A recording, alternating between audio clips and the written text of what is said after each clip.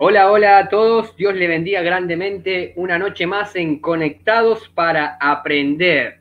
¿Cuántos se van conectando ahí para aprender, disfrutando este hermoso momento que el Señor nos regala, en donde podemos compartir la palabra del Señor Jesús, donde podemos estar conectados, como dice esta plataforma, Conectados para Aprender?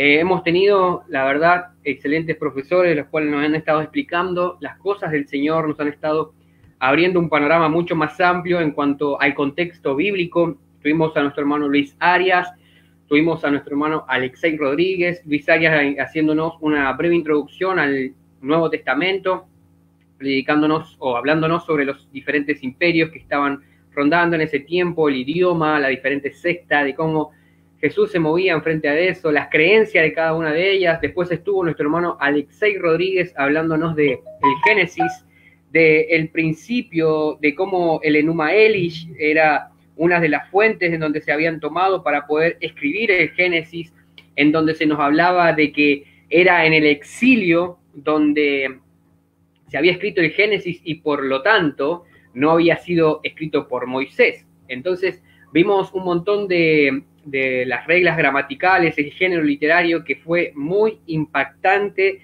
lo que habló nuestro hermano Alexei, tanto así como nuestro hermano Luis Arias, profesores de teología allá en Capital. Dios bendiga a nuestro hermano Andrés, a nuestro hermano Isaac desde Chile, ya se están conectando. Bueno, sin más demoras y preámbulos, en esta noche vamos a hablar del levantamiento de la iglesia con un pastor que siempre lo consideré mi predicador favorito, siempre se lo digo. Ya está haciendo caras. Ahora se lo presento, es un pastor muy amado por la nación argentina, y digo nación argentina porque es muy conocido, es un gran predicador de la palabra del Señor Jesús, tiene unción, tiene palabra, narrativa, tiene teología, es un predicador completo. Toca un poco de música, a veces canta o intenta cantar, pero como siempre digo, es un ministro completo. Así que démosle la bienvenida en esta hora, con nuestro fuerte aplauso, al pastor Juan David de Talca, Chile, zona ungida. Dios bendiga, pastor. Hola, ¿cómo están? El Señor les bendiga. Buenas tardes, noche ya. Allá a las 8, acá a las 7 de la tarde. Bendiciones, ¿cómo están? Ahí estamos, pastor, ahí estamos a la expectativa. Recién hacía una breve introducción sobre lo que habíamos estado viendo en el canal. Bueno, le cuento que estamos haciendo un proyecto también de hacer palabras y hechos. Es un canal de YouTube en donde estamos levantando diferentes estudios. Hemos puesto la existencia de Dios, hemos puesto la muerte de Esteban, hemos también subido a YouTube diferentes, por ejemplo, la traducción Vulgata, la traducción Septuaginta. Estamos subiendo un material importante en el cual, bueno, está llegando. Ayer me escribieron desde La Paz, Bolivia, en donde están recibiendo también el material nuestro, así que es una gran bendición y nos están viendo de todos lados. Si bien acá en el live salen que son 5 personas conectadas hasta el momento, pero siempre se comparte este grupo y en otros lados también los están viendo. Sin embargo, no podemos ver los comentarios de esa persona. Lo que sí estaría bueno es que cuando vean en el grupo que se están conectando, vayan al muro de mi Facebook y véanlo desde de la parte de mi muro para poder comentar y hacer preguntas. Así que Dios le bendiga grandemente. Salúdenos, nuestro pastor tiene un momento para explayarse. ¿Están tomando mate? Sí, a lo argentino. Bueno, Acá soy argentino. bueno, qué bien. Bueno, saludar a todos los que ya están conectados. La verdad es que yo, primera vez que transmito por esta plataforma, no la conocía, así que no sé quién está, quién no está, pero saludo a todos los que puedan ahí llegar a conectarse para este programa de este día. Gracias, Abel, por la invitación, es un honor. La presentación, obviamente, exagerada, total. A lo Con, argentino. a, a lo argentino la presentación, pero humildemente aquí para poder compartir esta conversación que es bastante interesante acerca del levantamiento de la iglesia. Saludar a nuestros hermanos y amigos. Perdón. También comentarles que ojalá Dios permita que no tengamos ninguna interferencia en la señal, porque hoy día particularmente acá en Talca ha estado pero pésima la señal, así que si estoy saliendo bien es milagro de Dios, porque ha estado pésima la señal. De hecho, Está saliendo bien, está saliendo bien. ¿Está saliendo bien? Bueno, Sí, sí, sí. ojalá que terminemos bien también. Acá Pero, ya nos empezaron los mensajitos. ¿sí? Bueno, sí, acá. Bueno, A ver, nuestro hermano Isaac Salazar, un joven de Mendoza.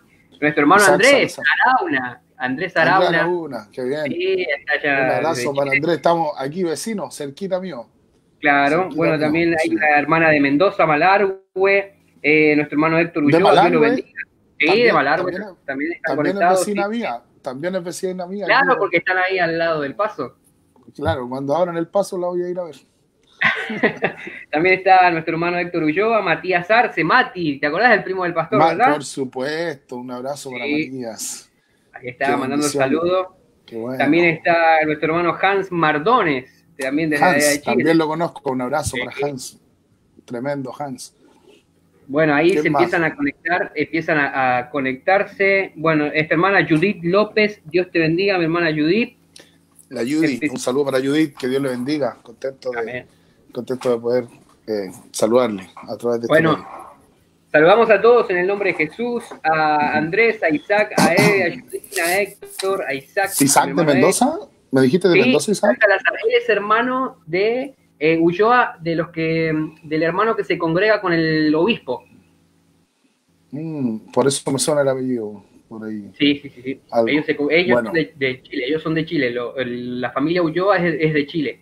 Ajá. Un saludo para ellos. Bueno, la hermana Lorena también. Me encanta Mendoza. Me encanta Mendoza. Muy lindo Mendoza, sí, sí. Sí. Es la provincia más hermosa de Argentina, Mendoza. Ajá. Bueno, sí, las tinajas, todas esas cosas por ahí son muy lindas. Calle ¿Ya no Lavalle. existe las tinajas, no? No sé, hace 2 años que no voy a Mendoza. Mi hermana Lorena López, Dios te bendiga, Lore. Saludos para Lorena también. Amén.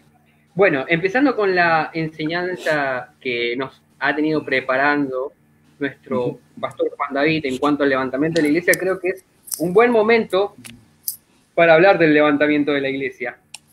¿Usted qué opina, pastor?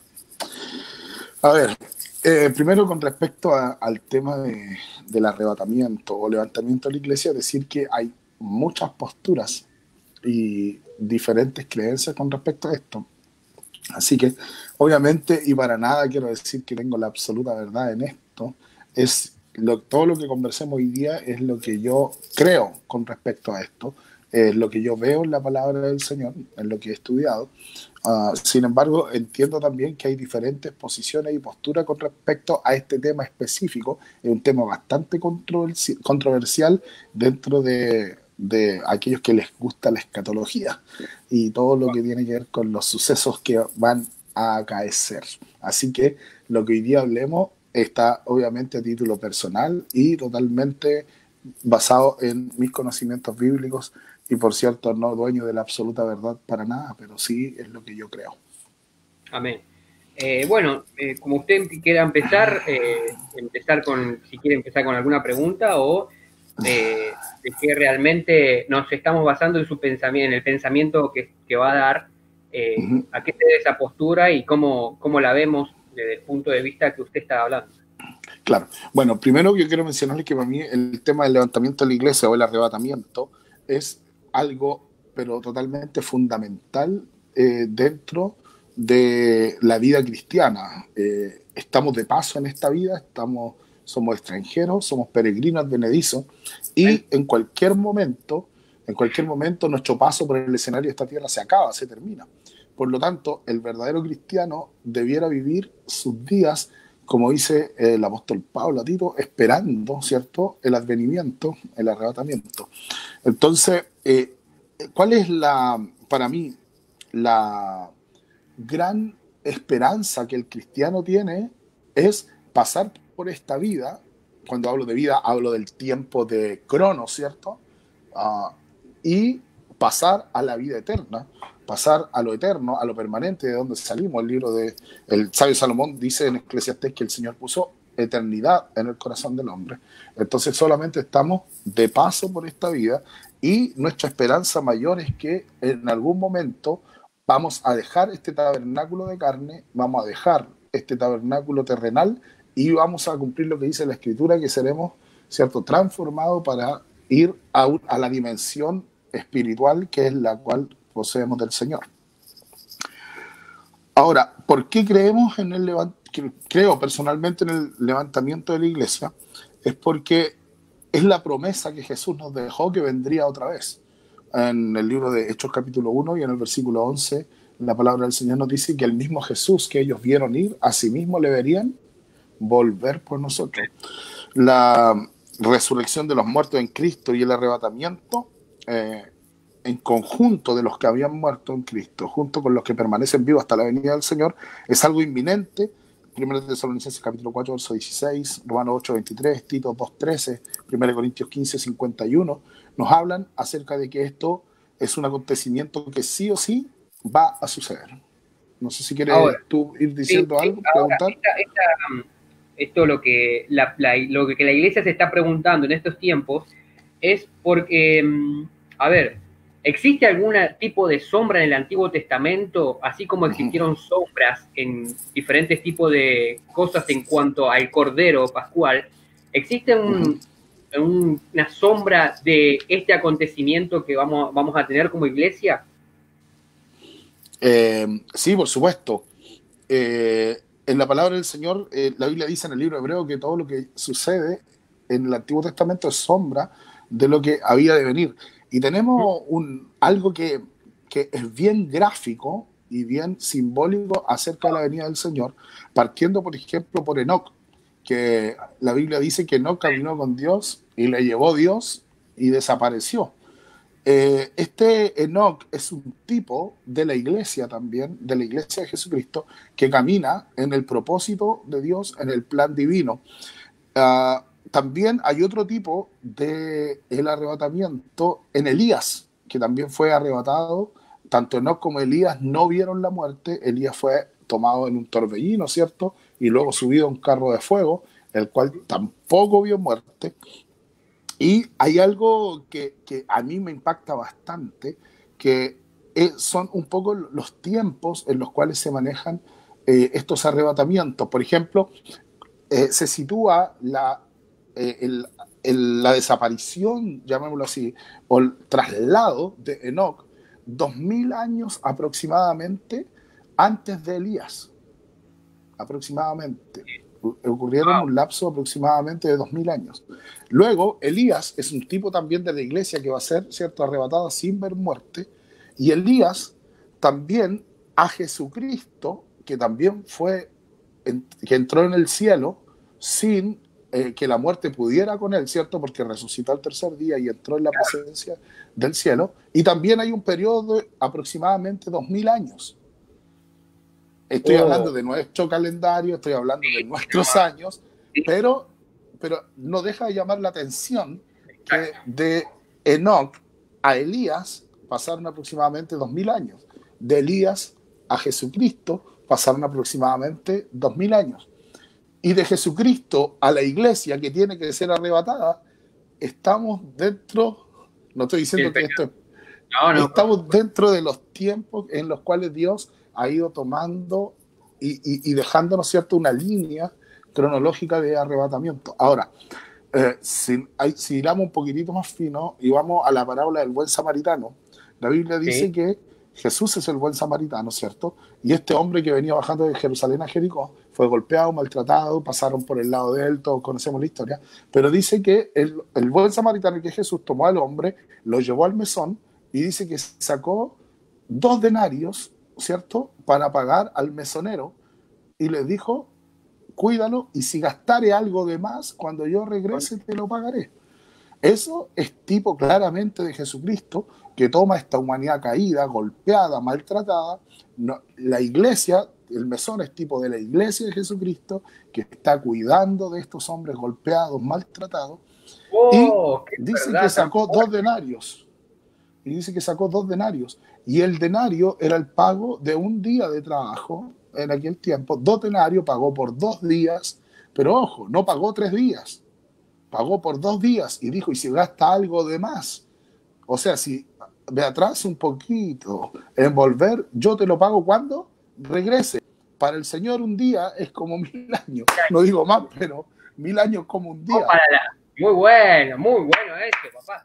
Entonces, ahora, con respecto a, estábamos hablando del golpe y todo eso, hay un pensamiento que dice, por ejemplo, la introducción que hizo usted, pastor, dijo que hay diferentes pensamientos en cuanto al levantamiento de la iglesia, pero hay un pensamiento específico que habla de que la iglesia va a pasar la gran tribulación, pero está el otro pensamiento que dice que la iglesia no va a pasar la gran tribulación. Entonces, bueno, ¿qué postura nos debemos poner en este tema? Mira, hay incluso hasta 7, algunos tienen hasta 11 teorías con respecto a en qué momento se va a situar el arrebatamiento. Wow. Por eso te digo que es un tema bastante controversial. Las 3 teorías más fuertes y con mayor adhesión, la primera de ellas es la creencia que la iglesia no pasa la gran tribulación, que es arrebatada antes. La segunda es que la iglesia es arrebatada durante o en medio de la gran tribulación, y la otra es que una vez que termina la gran tribulación, la iglesia es arrebatada al cielo. Ahora, yo personalmente creo que la iglesia no pasará la gran tribulación. La iglesia no pasará la gran tribulación. Okay, tengo algunos... Sí. Por ejemplo, está, en la palabra de Dios dice en Mateo 24, que está la tribulación y la gran tribulación. Ajá. En tribulaciones estamos. En tribulaciones estamos. Sí, pero cuando hablamos del... Claro, lo que pasa es que no tenemos que confundir cuando Pablo habla de tribulaciones, Mateo 24 habla de tribulaciones, con lo que es la gran tribulación. Es decir, la gran tribulación es mencionada como el tiempo, ojo, no del castigo de Satanás al mundo, sino que es la sanción y el juicio de Dios a la humanidad. Muchos creen que Satanás va a llegar, va a hacer y deshacer lo que él quiere, pero eso no es así, porque de hecho Dios le deja a los 2 testigos, los 144.000 sellados. En fin, en la gran tribulación es el periodo, es el tiempo donde Dios juzga, ¿cierto?, a la humanidad, a los que están en la tierra, vivos en ese momento. Ahora, ¿por qué yo creo que la iglesia no pasará la gran tribulación? Según de Tesalonicenses, capítulo 2, Pablo nos indica que antes, que cuando la iglesia, perdón, que cuando venga la gran tribulación tiene que aparecer, ¿cierto?, el anticristo, que la Biblia lo menciona como el hombre de pecado, el inicuo, el hombre de pecado, ¿cierto?, el hombre de maldad. Cuando Pablo hace alusión a esto, a que tiene que aparecer el anticristo, él deja bien en claro y dice solo que hay algo que al presente lo detiene. Y luego dice, hasta que esto a su vez sea quitado, entonces se manifestará aquel inicuo, ¿cierto? La manifestación del anticristo sucede, se lleva a cabo una vez que es quitado lo que impide. ¿Y qué es lo que impide que el anticristo aparezca en escena libremente? El Espíritu Santo que está ¿en qué? En la iglesia. Entonces, cuando la iglesia sea arrebatada, entonces el anticristo va a tener toda la libertad para entrar en escena. Sin embargo, Dios no lo va a dejar solo, y eso quiero dejarlo muy claro. Eso, Dios no lo va a dejar. Pastor, ese texto remárquelo para lo que están escuchando. Y Dios obviamente no lo va a dejar solo, y eso es muy importante notar, porque no es que Satanás llegó a su fiesta y vamos a bailar y vamos a disfrutar. No. Es el juicio de Dios a la humanidad. Por lo tanto, aunque el anticristo igual aquí es usado para los juicios que Dios tiene sobre la humanidad, pero cuando el anticristo aparece, cuando lo que está en medio, según 2 Tesalonicenses capítulo 2, es quitado, y lo que está en medio, lo que impide que el anticristo aparezca, claramente es el Espíritu Santo que está obrando en la iglesia, porque Jesús ya lo dijo antes: sobre esta piedra edificaré mi iglesia y ni siquiera las puertas del infierno prevalecerán contra ella. Ahí está, entonces, la iglesia es un ejército, la iglesia es victoriosa, triunfadora, poderosa, que se para frente a las acechanzas del diablo, frente al deseo del anticristo de operar, y aunque ya está en acción el misterio de la iniquidad, la iglesia lo detiene. Cuando la iglesia sea arrebatada cuando la iglesia sea quitada, entonces podrá aparecer el anticristo, pero tampoco quedará solo, porque Dios enviará los 144.000 sellados, los 2 testigos, que van a ser quienes van a tener controlado, para que sean los juicios de Dios y no Satanás deliberadamente funcionando sobre la iglesia. Ahora, no sé si tengo tiempo, pero me gustaría decir esto también, que con respecto... Y les digo a todos los que se están conectando, Dios los bendiga grandemente. Bueno, empiezan a mandarle saludos, no sé si usted lo ve de ahí, pero... No veo nada. Bueno, la hermana Analía junto a Edu le está mandando saludos, Germán Saludos Becerra, para mis amigos. Saludos a Germán, sí. Ahora, les digo a todos los que están escuchando, por favor, si quieren enviar sus preguntas en cuanto a este tema, que es un tema muy interesante, en el cual el pastor está dotado para enseñarnos en estas cosas, sería bueno que cada uno también pregunte las dudas que tengan. Brother, para terminar la idea, ¿sí? ¿por qué yo creo que la iglesia no pasa la gran tribulación también? Porque si tú vas a 1 Tesalonicenses capítulo 5, te vas a dar cuenta que en los versículos... del 4, versículo 2, 3 primero, te vas a dar cuenta que el castigo es sobre los injustos. Entonces, el castigo no es para la iglesia. La iglesia no pasará, según mi apreciación, la gran tribulación, porque el castigo aquí mencionado es para los injustos. Claro, para los injustos de la noche, de las tinieblas. Ajá, ahora el verso 9 dice también, todavía hablando del día del Señor, Pablo escribe estas palabras: porque no nos ha puesto Dios para ira, sino para alcanzar salvación. Wow, ese versículo es poderoso. Entonces, anda una cosa por aquí molestándome, discúlpenme. Ya se fue. Algunos creen que estamos en Apocalipsis porque ya llegaron las plagas de la mosca y todas esas cosas, pero no, todavía no. Ahora, la Biblia en el Nuevo Testamento, brother, nos enseña todo el tiempo y nos exhorta a velar por la venida del Señor. En todo el Nuevo Testamento no hay textos bíblicos que inciten a la iglesia a prepararse para una gran tribulación. Ojo, estamos hablando de la gran tribulación como el nombre del tiempo del castigo de Dios a la humanidad. Y en ese contexto, porque sí, Dios nos motiva a que pasemos en tribulación, que junto con la tribulación, con la tentación vendrá la salida, y Dios nos motiva a que cuando nos dice que es cierto que tendremos tribulación, pero de todo esto nos librará el Señor. Pero sí, hablando específicamente de la gran tribulación, no existen registros bíblicos en que Dios nos dé directrices de cómo nosotros debiéramos pasar esta gran tribulación. Wow, al contrario, la Biblia en el Nuevo Testamento siempre nos está indicando que nosotros debemos aguardar la esperanza bienaventurada, la manifestación gloriosa, que debemos esperar la venida del Señor, que no debemos tener la venida del Señor por tardanza, y nunca nos advierte de cómo sobrellevar las plagas, las copas de la ira, que los caballos con sus jinetes. Nunca nos habla de eso. La Biblia siempre nos habla entonces de que el cristiano tiene instrucciones de esperar la venida del Señor Jesucristo. No sé si tiene otra pregunta. ¿Quieres que siga con ese tema? Por ejemplo, ya que estamos hablando de la gran tribulación. Disculpa, sí, para cerrar esa parte, para que no se me quede en el tintero. Sí. También tú me hablabas delante acerca de las sombras del Antiguo Testamento. Sí. Dios siempre, ¿cierto? Las sombras del Antiguo Testamento son ejemplos de lo que ha de venir. Y en el Antiguo Testamento tenemos sombras que nos indican. Por ejemplo, Dios nos mandó el diluvio hasta que Noé estaba en el arca. Wow. Sí. Dios no destruyó Sodoma y Gomorra hasta que Lot salió de ella. Y siguiendo esa lógica, porque mi Dios es un Dios de lógica, congruente, a veces ilógico a nuestra mente humana, pero su lógica es mucho más elevada que la de nosotros.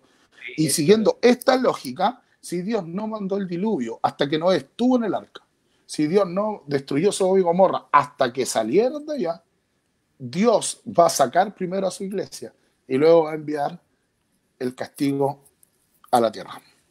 Ok, con eso cerraste la idea muy bien, porque ahí nos muestra la misericordia y la bondad y la soberanía que Dios tiene para actuar en la tierra, o sea, todo el poder que Él tiene. Ahora, ya que estamos hablando de la gran tribulación, Vos dijiste que es un trato que tiene, usted dijo que es un trato que tiene con la humanidad Dios en ese momento.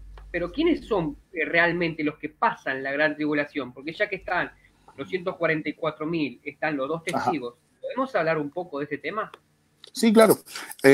Ahora, te insisto, yo no soy dueño de la absoluta verdad, pero es lo que yo estudio, lo que yo creo, es lo que yo he visto en la palabra del Señor. Una vez Okay. que la iglesia es levantada, Dios salva a la iglesia, a aquellos que han lavado sus ropas con su ropa, ¿cierto?, en la sangre del Cordero, a aquellos que han sido limpiados por la sangre de Jesucristo. Comienza el tiempo de la gran tribulación, que consta, todos sabemos, de 2 etapas, por decirlo así, que son 3 años y medio de paz y 3 años y medio de gran tribulación, donde los primeros 3 años y medio de paz son el tiempo donde la Biblia dice que a la mitad de la semana, según el libro de Daniel, que si Sí, tuviéramos sí, sí. todo el tiempo No, podríamos hablar. de hecho, Jesús hace la referencia al libro de Ajá, Daniel. en el libro de Mateo, capítulo 24, Jesús hace referencia que por otra semana confirmará el pacto a muchos, semanas, 7 días que equivalen a 7 años. Exacto. Que confirma el pacto a muchos y dice que a la mitad de la semana rompe el pacto. O sea, aquel ser, el anticristo que aparece primero con prodigios, con señales, con milagros, trayendo paz, y viene el gran dicho, cuando digan paz y seguridad, dijo Jesús, entonces vendrá destrucción repentina. Entonces, a la mitad de la semana se rompe ese pacto. Pero ¿quiénes son los que quedan? Son aquellos que no aceptaron a Jesucristo como su personal salvador, y aquellos que nunca probablemente pudieron acceder a esto, porque van a haber muchos probablemente que quizás nunca escucharon la palabra de Dios. Aquí yo tengo un alcance. Los 144.000 sellados son aquellos 12.000 de cada tribu de Israel, ¿cierto?, que llegan para abarcar, dice la Biblia, los 4 términos de la tierra con la palabra de Dios. Exacto. Hay algo muy importante. Mateo capítulo 24 nos dice que Jesús está hablando acerca de muchas cosas. A Jesús le hacen 3 preguntas. ¿Cuándo serán estas cosas? La destrucción del templo y la restauración, que el mismo Jesús había dicho, destruirlo y lo restituiré en 3 días. Pero también le hace una segunda pregunta que señala, habrá de tu venida, y tercero, y del fin del mundo. Son 3 preguntas que le hacen a Jesús en Mateo 24. Y hay Es muchos... importante que se cuenta a la audiencia porque muchas veces se lee de corrido como que fue Ajá. una sola acontecimiento en lo que está contestando Jesús, pero en realidad se divide en 3 preguntas totalmente diferentes. 3 preguntas totalmente diferentes. La primera, destruid este templo y en 3 días lo restauraré. La segunda, ¿cuándo será tu venida? Y la tercera, y del fin del mundo. Estas 3 preguntas Jesús las comienza a responder desde Mateo 24, verso 3 en adelante. Hasta el verso 8 nos está hablando acerca de la venida del Señor. Y hay muchos que, hablando de los que pasan la gran tribulación, ¿cierto? Hay muchos que piensan que para que el Señor Jesucristo venga tienen que acontecer muchas cosas. A mí, un tío mío que hace predicador de esos antiguos y con mucha pasión, claro, con mucha pasión, pero a veces con un poquitito de soberbia decir las cosas, me dijo, un día Jesús no va a venir todavía, me dijo, porque él, para que él venga, tiene que ser predicado el evangelio en todo el mundo y entonces vendrá el fin.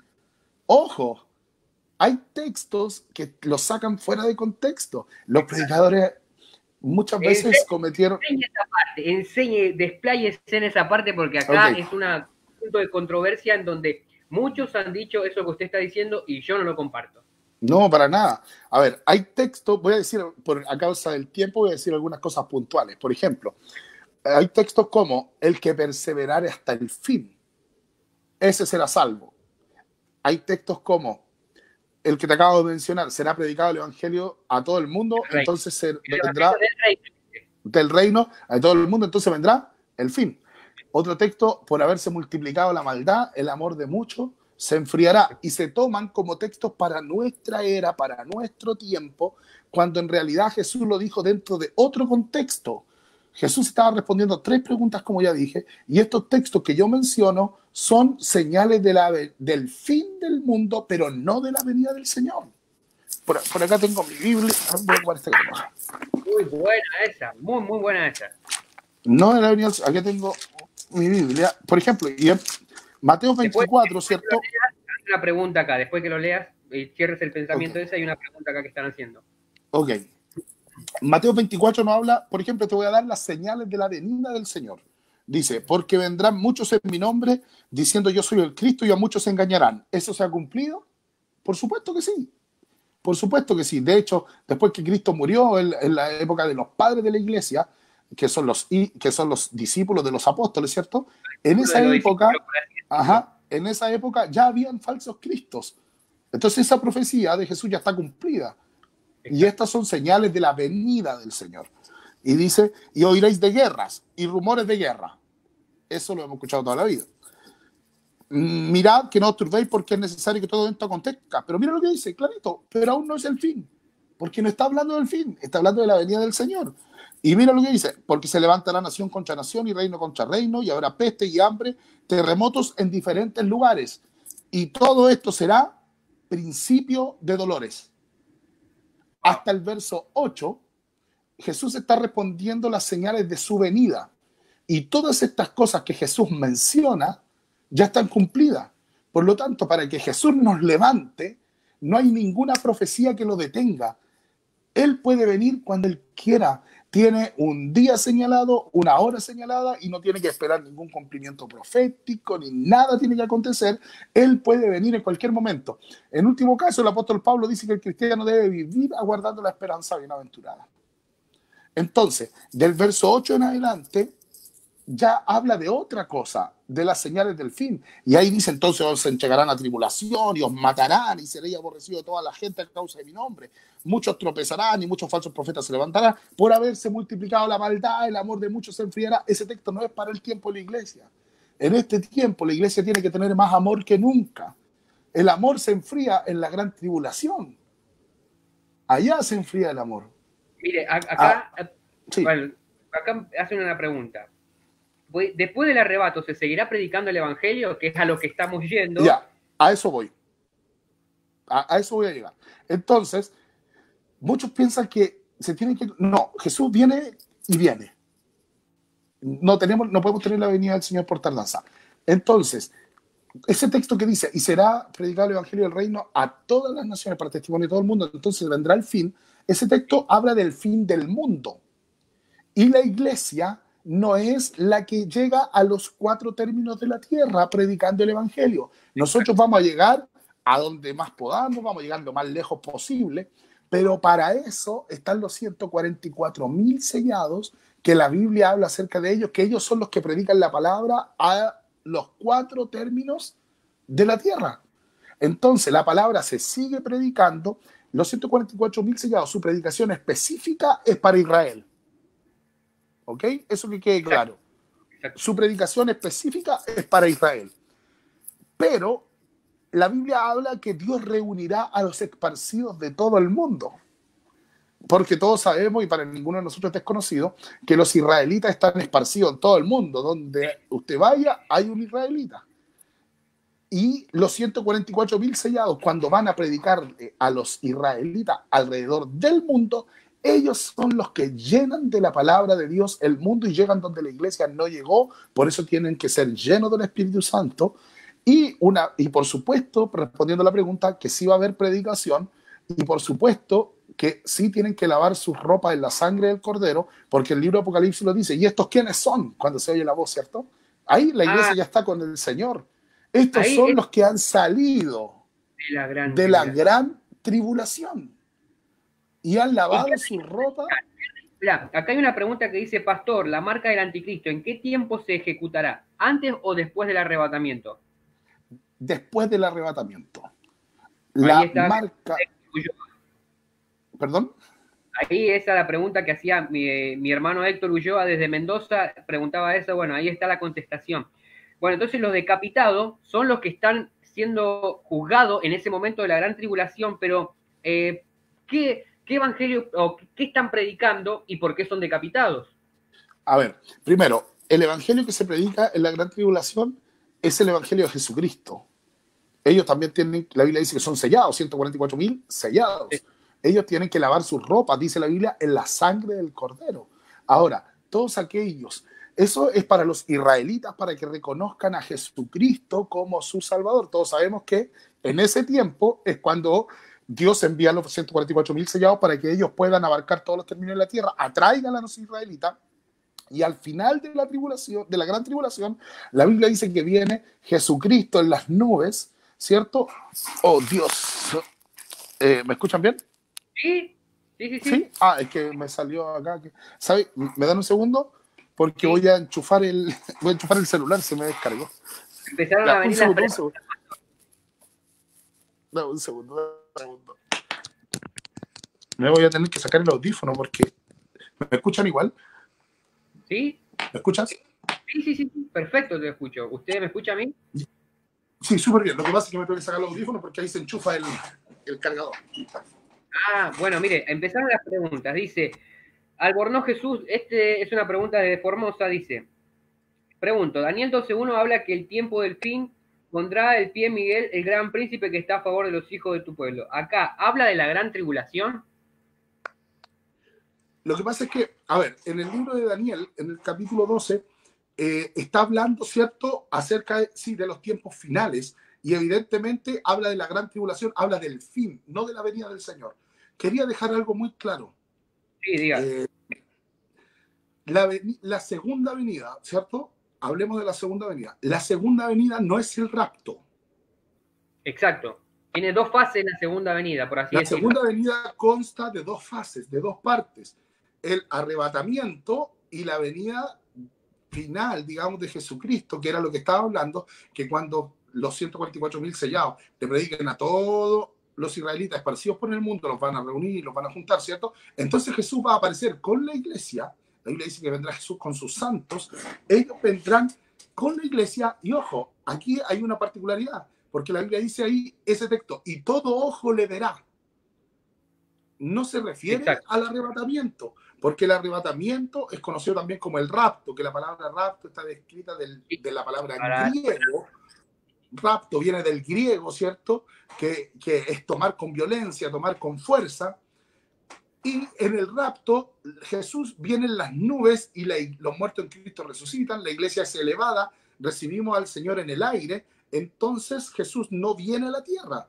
Pero la segunda fase de la segunda venida es cuando Jesús viene con su iglesia y ahí viene y se planta, ¿cierto?, en Israel a reconciliarse con sus hermanos. Entonces, cuando se cumple el libro de Zacarías, que dice que mirarán a mí, a quien traspasaron, llorarán como quien llora por el unigénito, afligiéndose como quien se aflige por el primogénito, ¿cierto? Entonces ahí Jesús quita el velo, quita la venda de los ojos y ahí se cumple la palabra que dice, y todo Israel será salvo. No significa que no van a haber israelitas que vayan a perderse, porque cuando habla de todo Israel será salvo, se refiere a Israel como nación, perdón, como individuo, no como nación. No que claro, naciste en Israel. A Jacob se le llamó Israel, pero como individuo, no como nación. Exactamente. Entonces, se refiere a todos aquellos que acepten a Jesucristo como su hermano en ese tiempo, ¿cierto? Ahí, en ese momento, todo Israel será salvo. Y ahí se habla de todo Israel será salvo, de Israel como individuo que acepta a Jesucristo, no como una nación completa que va a ser arrebatada. No por ser israelita vas a ser salvo. Exacto, porque si no se pensaría eso. Mire, una pregunta, Entonces, pastor. Daniel 12 se refiere entonces al tiempo del fin. Ok. Bueno, la pregunta de Albornoz Jesús No ya hagan está preguntas contestada. tan difíciles. Me hubieron capacitado para contestar y eso es bueno. Dice Hans Mardone, usted lo conoce. Una vez que después del arrebatamiento, ¿habrá otra posibilidad para vivir en la eternidad? Muy buena pregunta. Buena pregunta. Hans, bien, una vez la Biblia dice que todos aquellos que, por ejemplo, si alguien se queda, porque alguien que es conocedor de la palabra, esa es la pregunta en el fondo, ¿cierto? Alguien que conoció la palabra del Señor y se quedó. Bueno, la Biblia dice que la única manera de que haya salvación en ese caso, dice que aquellos que den su vida, en otras palabras, aquellos que puedan dar su cabeza por Jesucristo. Ahora, mi pregunta es esta: si en el tiempo de gracia que estamos viviendo no damos nuestra vida a Jesucristo por gracia, ¿quién va a dar su cabeza? Entonces, pero sí, en estricto rigor, bíblicamente existe esa posibilidad. Ok, o sea que podría decirte que existe una segunda oportunidad. Siempre, Jesús lo dijo, o sea, tendrían que dar su cabeza. Está Ok, escrito en la palabra. acá Kevin Roldán pregunta, si el Señor levanta a su iglesia a los que están sellados, ¿quiénes son los 144.000 y por qué no son levantados? Bueno, ahí esa pregunta la contestó ya en la narrativa de recién. Ahora, Se lo repito en dos palabras. Los 144.000 sellados son 12.000 escogidos de cada tribu de Israel. No son parte del cuerpo de la iglesia. Son de la nación de Israel, 144.000 personas, 12.000 de cada tribu. amén. Ahí los Johnny se conectaron, Johnny Fisher y Johnny, mi cuñado, el pastor, el copastor de la iglesia, van de la Que sigan saludo. ellos, los capos. Que sigan ellos. Ahí, bueno, a ver, otra pregunta por acá. Vamos a hacerle. ¿Qué quiso decir el apóstol Pablo con la final trompeta? Ya, bueno, ese es un tema bastante extenso, pero en breve, cuando el apóstol Pablo habla de la final trompeta, pero para nada se refiere a la séptima trompeta de Apocalipsis, como muchos piensan, porque eso es una de las cosas que hace que muchas personas crean que la iglesia pasará la gran tribulación, porque dicen que a la final trompeta, o sea, la séptima trompeta, la última trompeta de Apocalipsis, entonces, dice a la final trompeta, entonces el Señor descenderá del cielo, los muertos en Cristo resucitarán, pero para eso la iglesia tendría la necesidad de pasar la gran tribulación, por lo tanto, para nada es la séptima trompeta de Apocalipsis. Cuando el apóstol Pablo habla en 1 Corintios acerca de la final trompeta, los judíos que estaban en Corintio, a los cuales el apóstol Pablo les está hablando, porque en ese caso le estaba hablando a gente judía en la iglesia en Corintio, entenderían perfectamente que el apóstol Pablo se refería al Antiguo Testamento, donde hay un símil en Hechos 19, versículo 19, en la fiesta de las trompetas. Ah, sí, sí, Pasa sí. que en la antigüedad, en la fiesta de las trompetas, tocaban 100 veces la trompeta todos los días, en la fiesta de las trompetas. Y la última trompeta era donde el trompetista tomaba más aire, más fuerza, y era el sonido más largo. Era una trompeta identificatoria para decir, se acabó esto, esta es la final trompeta. Entonces, cuando el apóstol Pablo está hablando de eso, ellos entenderían perfectamente que la final trompeta era el momento en cuando la iglesia iba a ser arrebatada. Ahora, las trompetas simbólicamente, esto es una de las tantas explicaciones, ojo, porque es un tema bastante profundo, y en honor al tiempo no queremos hablar de todas las que son las fiestas y todo lo que tiene que ver con eso, pero cuando el apóstol Pablo habla de la final trompeta, todos entenderían que se refería a eso. Ahora, las trompetas en la Biblia son símbolos, son un símil de las profecías bíblicas. Entonces, cuando habla de las trompetas, está hablando de todas esas voces proféticas que aparecieron, que hablaron acerca de la venida del Señor Jesucristo. Y la final trompeta será la voz del Señor, que la Biblia dice en Apocalipsis que su voz es como voz de trompeta. Cuando escuchemos al Señor esas gloriosas palabras que todos esperamos que les diga, sube acá, siervo fiel. En lo poco has sido fiel, sobre mucho te pondré. Él sube acá. Esa voz, su voz como de trompeta, es la final trompeta, que es un símil que está tomado de la fiesta de las trompetas, donde las tocaban 100 veces, pero la última era la más fuerte, la más potente. La voz más potente que escucharemos será el sube acá. Wow, poderosísimo, pastor. Excelente. Acá queda una pregunta, dice Johnny Fisher. Dice, ya hay personas que están condenadas que no serán salvas. No. Ese es un muy buen tema. Si quieres me invitas otro día y hablamos acerca de la predestinación. Pero por favor, me gustó tu programa. Lo malo es que no veo las preguntas. Pero bueno. Cuando usted lo tenga abierto a su Facebook desde la computadora, lo va a poder ver. Ah, ok. Entonces la próxima lo hago acá de la computadora. La próxima la hacemos de ahí. Ajá. Bueno, pastor, yo le quito su tiempo. Yo sé que se tiene que ir ahora a las 9. Pero mira, para responderle un poco acerca de la predestinación. La predestinación no es como se entiende que el dedo de Dios dice tú eres salvo y tú te condenas. No es que hayan personas que ya están condenadas. La predestinación se debe entender solamente como el conocimiento anticipado de las cosas que Dios tiene, Eso se llama presciencia. De la que habla el apóstol Pedro. Dios en su presciencia, ¿cierto? En el conocimiento anticipado que Él tiene de todas las cosas, Él ya sabe, porque se lo dijo a Juan, el número de los redimidos. Pero Él tiene el conocimiento de lo que va a suceder. Pero no es que el Señor haya dicho tú te salvas y tú te condenas. Al contrario, el mismo Señor dijo, no te juzgaré yo, mi palabra te juzgará, queriendo decir que si es por Él, se lo lleva todo. Pero exacto, no es Él, es su palabra. Entonces, cuando hablamos de que, por ejemplo, el mismo caso que pasa con Judas, todos dicen, entonces Judas fue predeterminado para ser el que...